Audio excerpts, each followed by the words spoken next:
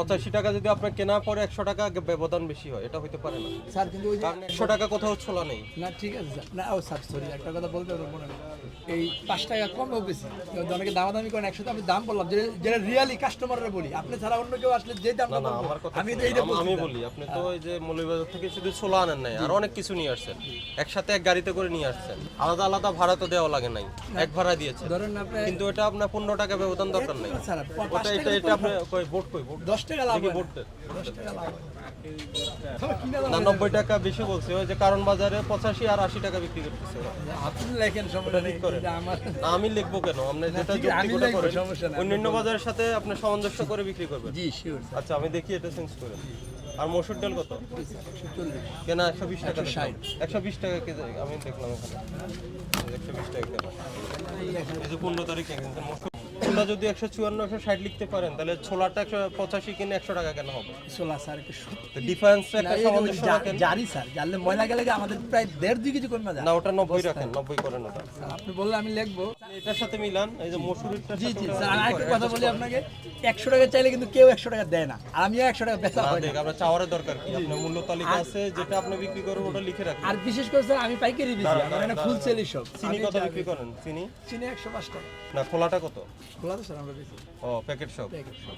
প্যাকেটের দাম 105 ধরে টাকা। আছে, বলেন। আচ্ছা এটা রাখেন না, এটা খাবারের জন্য না তো, ওটা খাবারের ব্যবহার করা যাবে কোথাও লেখা নাই কিন্তু, ওটা গায়ে লেখা নাই যেটা খাবারের ব্যবহার করা অনেকদিন যাবে। ধরে বেচি, আসলে আমি জানিও না।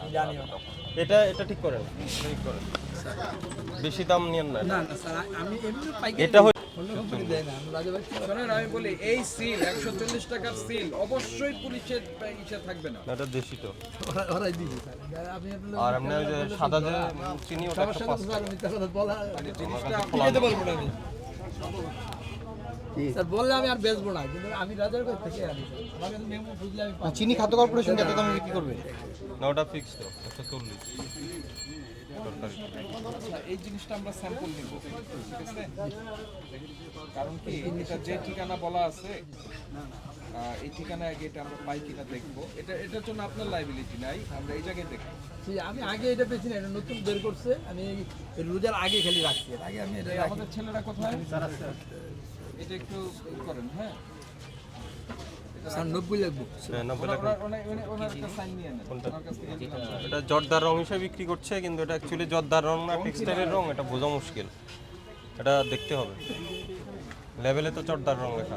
আচ্ছা ওনার কি কোনো ফাইন্ডিংস আছে? ফাইন্ডিংস হচ্ছে স্যার এই টুকটাক এই সব জিনিসগুলো যেগুলো বিক্রি করার কথা না তার সেগুলো অনুমোদন আছে মিষ্টি? এটা নাম ঠিকানা সবই আছে। এটার নাম ঠিকানা আছে? জি স্যার, কোন দেখুন কোম্পানি করেন এটা? হাইকো কোম্পানি, হাইকো না, এটা হুমায়রা না কি জানি, কি জানি একটা কোম্পানি। নাকি দেখি হুমায়রা না? স্যার এটা এই আগে আমরা খোলা বিক্রি করতাম তো। হ্যাঁ হুমায়রা কনজিউমার প্রোডাক্টস, একটা আনতে দিই। ঠিক আছে? এটা আমরা একটু দেখবো। এটা কি রেস্টুরেন্টে না? রেস্টুরেন্টে না, হোটেল রেস্টুরেন্ট।